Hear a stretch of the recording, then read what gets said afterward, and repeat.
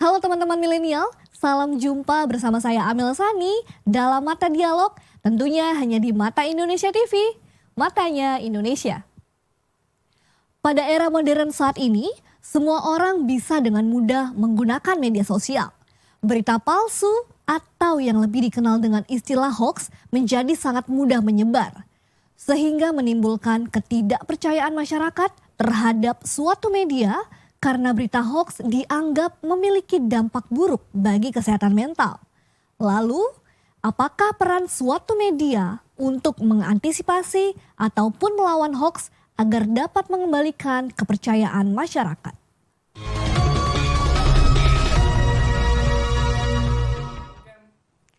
Mata Dialog telah menghadirkan seorang ketua Asosiasi Media Cyber Indonesia sekaligus pemimpin redaksi validnews.id dan juga seorang periset narasi newsroom. Sudah hadir bersama saya ada Bang Erik Somba. Apa kabar Bang Erik? Halo anak-anak muda, saya Erik Somba, pimpinan redaksi validnews.id dan ketua Asosiasi Media Cyber Indonesia Jakarta. Luar biasa, terima kasih banyak Bang Erik. Terima kasih. Dan juga ada Kak Husen Abdul. Kak Husen apa kabar? Baik. Silakan Kak Husen sapa teman-teman milenial. Halo kawan-kawan milenial, saya Husen, saya seorang periset di Narasi Newsroom. Oke, luar biasa sekali. Dan tentunya narasumber Mata Dialog kali ini akan membahas mengenai hoax. Nah ini kita berbicara mengenai hoax nih ya, Bang Erik dan Kak Husen.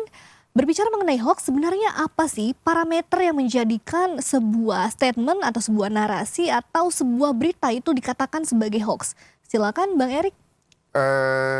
Hoax atau berita palsu sebenarnya bukanlah hal baru. Jadi dari kalau kita belajar jurnalistik, sekitar abad 17 sudah ada berita hoax dan abad 18 juga. Dan kerap digunakan oleh penguasa-penguasa untuk mengarahkan atau mengkondisikan masyarakat. Oke. Nah, belakangan memang hoax menjadi satu fenomena yang global, bukan cuma di Indonesia tapi juga di banyak negara di dunia ini, terutama yang tengah mengalami pesta demokrasi. Oke. Nah, kenapa ada hoax? Karena ada pihak-pihak yang menginginkannya ada. Oke. Jadi dalam artian bahwa ada supply dan demand, ada hukum ekonomi juga dalam jurnalistik hoax ya. Misalnya ada pasar di situ. Ada orang-orang yang berkeinginan untuk menjatuhkan pihak orang lain melalui berita-berita palsu, lebih dari pelintiran. Kemudian juga ada pihak-pihak yang ingin menyenangkan pihaknya atau pihak lain dengan berita-berita palsu juga. Nah gitu. Jadi hoax ini bukan sesuatu yang baru sebenarnya. Meskipun fenomena yang global sekarang. Oke, dan berarti hoax ini memang sudah tidak asing lagi begitu ya dalam kehidupan sehari-hari begitu ya Bang Erik ya. Oke, terima kasih perspektifnya Bang Erik. Kita beralih kepada Kak Husen. Kak Husen, bagaimana perspektif mengenai sebenarnya apa parameter yang menjadikan sebuah berita itu menjadi hoax? Sebenarnya kan sederhananya beritanya ada, cuman peristiwanya nggak ada gitu loh. Oke. Itu kan sebenarnya bisa sangat sederhana gitu loh.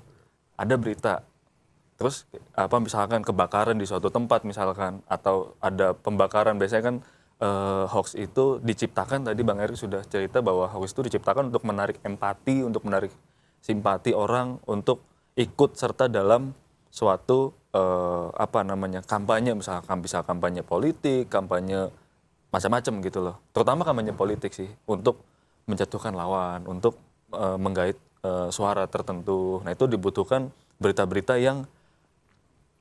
yang sensasional sebenarnya. Tapi ketika dicek di lapangan itu nggak ada peristiwanya gitu sebenarnya. Nah kan bisa sederhana itu gitu kalau menurut saya gitu. Oke, terima kasih Kak Husen. Dan berarti munculnya hoax ini merupakan tujuan tertentu begitu ya Bang ya, oleh pelaku-pelaku yang memang sengaja menciptakan hoax begitu ya Bang dan Kak Erik, Kak Husen ya. Dan ini kalau kita bisa katakan pelaku-pelaku yang memiliki sentimen khusus ini biasanya memunculkan hoax-hoax ini di mana nih Bang Erik? Hoax itu kenapa disebut berita palsu? Karena muncul di media massa. Di media massa? Betul, kenapa kita terminologikan sebagai berita. Nah tapi kalau soal hoax muncul di media sosial dan sebagainya, menurut saya hari ke hari juga word of mouth juga atau perbincangan-perbincangan kita seringkali sebenarnya mendeliver atau memberikan hoax kepada orang lain. Nah, yang menjadi permasalahan adalah hoax itu lewat berita media massa itu yang menjadi masalah. Berarti memang tersebar dan muncul di media massa begitu ya, Betul, dan Bang makin Erik viral ya? karena sekarang ada media sosial. Tentunya. Makin bisa tersebar luas dan bisa tersebar dengan cepat begitu ya Bang Betul. Erik ya? Oke, bagaimana dengan Kak Hussein? Kenapa muncul? Jadi karena memang tadi ya balik lagi ini memang sengaja diciptakan gitu untuk memelintir informasi, untuk meraih empati orang si pendengar, si pembaca. Nah, ini sebenarnya beberapa kasus terjadi secara sistematis. Jadi mereka mengirim informasi, kan biasa kalau wartawan atau jurnalis itu kan dapat ada grup WA atau apa, ada info ini nih gitu. Ada yang menyebar juga lewat media sosial, dan itu saling informasi itu saling satu sama lain saling mendukung untuk menyebarkan berita-berita palsu sebenarnya sih seperti itu. Karena memang mungkin dirasa media massa ini menjadi media yang tepat ya untuk menyebar keluaskan berita hoax karena begitu cepat dan begitu mudah begitu ya Bang Erik dan Kak Hussein ya. Dan ini kalau kita bisa lihat sebagai praktisi dari media-media ini bagaimana media menghadapi adanya fenomena munculnya hoax ini. Silakan Bang Erik. Hoax itu memang ancaman buat media. Bukan cuma ancaman buat publik secara luas, tapi buat industrinya juga adalah ancaman. Jadi misalnya gini, gimana kalau teman-teman punya majalah kampus atau majalah sekolah yang kemudian isinya tidak faktual dan kemudian hoax, lama-lama kan pasarnya akan hilang. Orang akan tidak percaya terhadap media itu sendiri. Karena itu banyak pula sekarang penyebar-penyebar hoax ini memanfaatkan nama-nama media yang ada. Karena itu jadi satu kegelisahan bagi kami di AMSI maupun saya rasa di organisasi-organisasi kewartawanan lain, bahwa ini harus di-manage, harus dieliminir sebenarnya. Harus ditangani begitu ya Bang Erik ya? Betul, karena merugikan nama media yang dicatut dan sebagainya, juga akan mendelegitimasi atau mengurangi kepercayaan publik terhadap apa yang ada di media. Jadi orang jadi bisa nggak percaya media, kan bahaya. Gitu. Padahal media sendiri adalah suatu bisnis kan. Oke, terima kasih Bang Erik. Bagaimana dengan Kak Hussein? Cara paling sederhananya lagi, ya media harus membuat berita yang tidak hoax. Artinya membuat berita yang benar. Betul. Apa itu berita benar ya? Media punya kitab, semacam tanda kutip kitab suci disiplin jurnalisme, ada kode etik jurnalisme di situ. Taati itu gitu loh. Taati apa yang jadi acuan gitu loh, kode etik jurnalisme. Acuan yang selama ini paling penting dan sangat bisa untuk melawan hoax adalah verifikasi. Disiplin verifikasi. Sekarang informasi memang media bukan satu-satunya.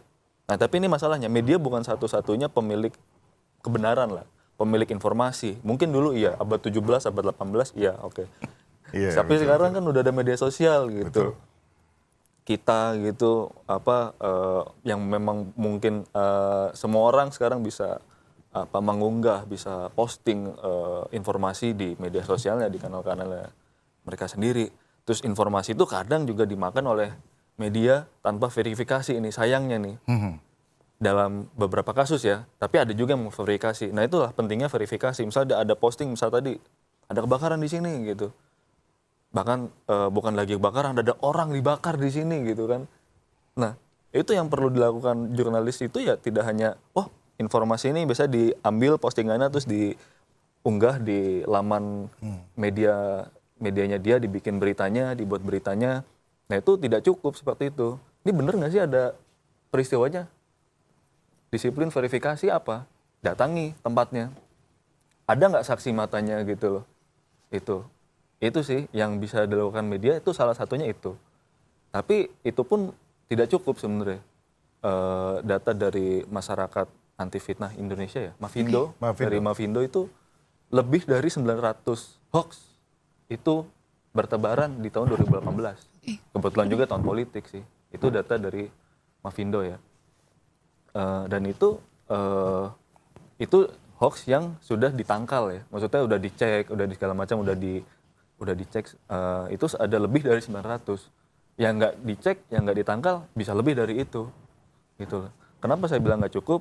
Tapi tadi saya melihat juga peluang bahwa adanya netizen gitu loh. Oke. Ada banyak kasus peristiwa yang akhirnya dibongkar oleh netizen gitu loh. Oke. Contohnya ya mungkin tahun lalu masih inget ya, misalnya apa ini orang dipukuli gitu kan, mukanya lebam-lebam, tapi Oke. ada netizen yang bongkar, ah ini mah habis operasi plastik gitu kan. Itu kan ada netizen yang bongkar, itu bukan profesi, bukan jurnalis, itu bukan orang media, tapi dia punya pengetahuan, dia punya tools bernama media sosial dan internet, dan dia bisa membongkar itu loh. Wah ini hoax ini mah nggak bener, ini mah nggak bisa. Ya, maksudnya ini bukan tidak sesuai dengan faktanya. Ini bukan dipukul, tapi ini operasi plastik gitu. Nah seperti itu sih kalau menurut saya. Oke. Oke, terima kasih banyak Kak Hussein dan Bang Erik. Dan seperti yang sudah disebutkan tadi bahwa munculnya hoax ini menimbulkan ketidakpercayaan masyarakat terhadap media. Dan Betul. ini kian merugikan pihak media, begitu ya Betul. Bang Erik Media dan pembacanya tentunya. media dan pembacanya, begitu ya. Dan biasanya apa saja jenis-jenis hoax ini yang paling berdampak bagi media? Silakan Bang Erik.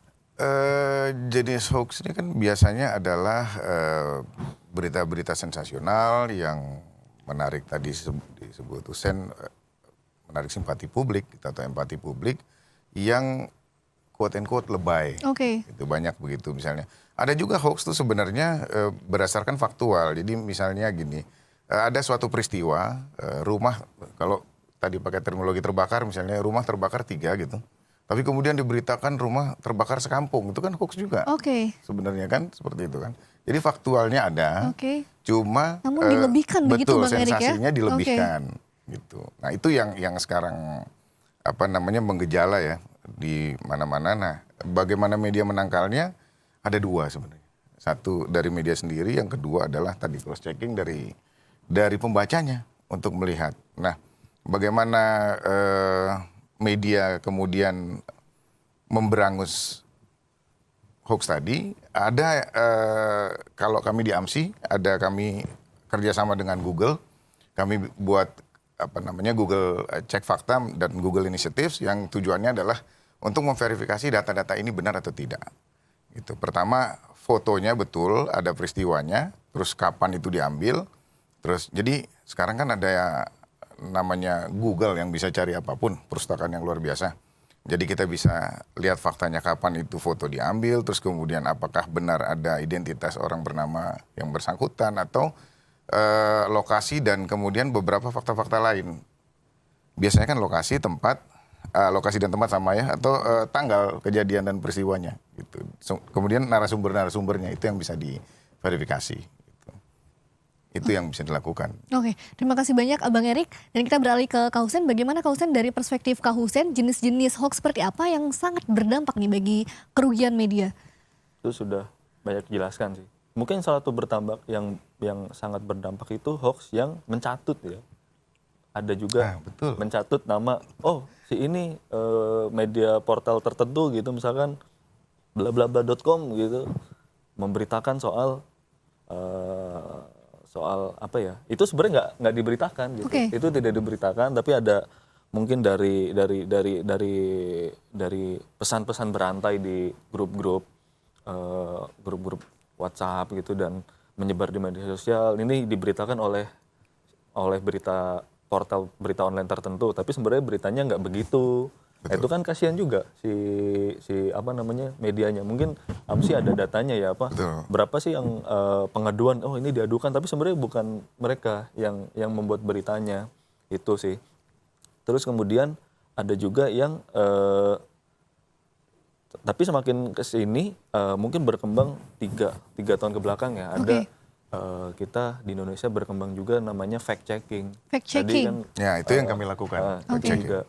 Itu sekarang bermunculan para fact checker, jadi para pemeriksa fakta, pemeriksa data. Misalkan ada peristiwa tertentu, nah itu dicek tadi seperti metodologi yang dijelaskan Bang Erik tadi ya.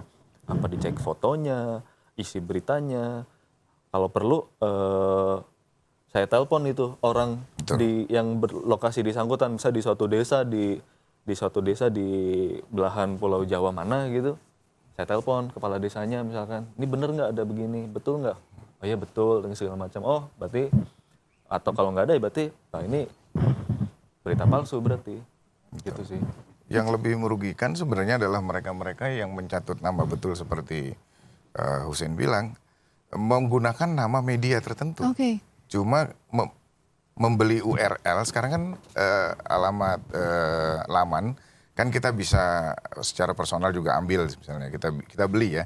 Misalnya. Nah, dia memelesetkan itu menjadi laman yang namanya mirip-mirip dengan Misalkan nama media narasi.tv tertentu. jadi narasi I-nya ada double 2 Oke. gitu misalnya gitu. Bisa saja valid news yang sudah ada valid news.id, validnews.co, validnews.com. Kemudian dia bikin validnews.net misalnya. Berarti memang disengaja dibuat serupa begitu ya, Bang Erik ya? Agar orang percaya kan. Oke. Gitu. Agar orang, dia penyebar hoax ini perlu mendapatkan legitimasi. Oke. Nah, legitimasi dia bukan cuma fakta yang diselewengkan, tapi nama media yang dicatut. Oke. Gitu.